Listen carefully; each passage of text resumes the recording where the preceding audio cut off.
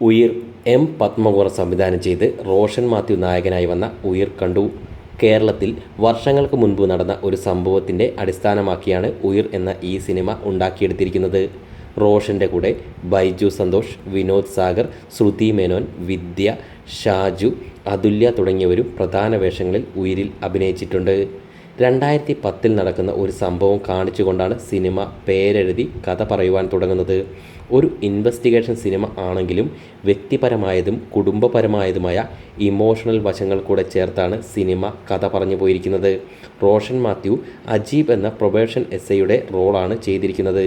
റോഷൻ്റെ സ്വതസിദ്ധമായ ശൈലിയിൽ അദ്ദേഹം ആ കഥാപാത്രത്തെ ഭംഗിയാക്കി എന്ന് തന്നെ പറയാം.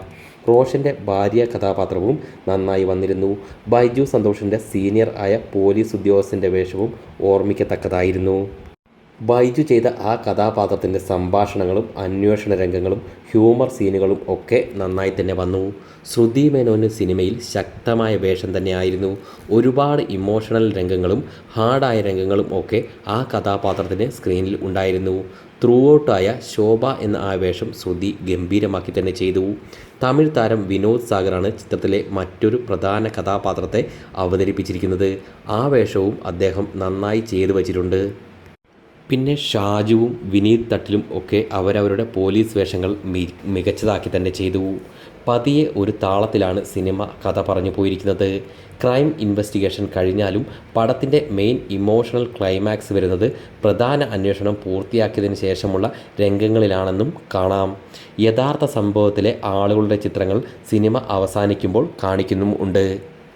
ഉദ്ദേശം 2 മണിക്കൂർ 20 മിനിറ്റോളം ദൈർഘ്യം വരുന്ന സിനിമയ്ക്ക് ലെങ്ത്ത് കുറച്ച് അധികം വന്നതായി തോന്നി.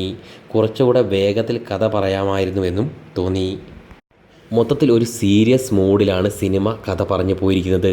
ബൈജു സന്തോഷിൻ്റെ കഥാപാത്രത്തിൻ്റെ ചില രംഗങ്ങളാണ് സിനിമയിൽ എൻ്റർടൈൻമെൻറ്റായി വരുന്നത് എന്നും തോന്നി.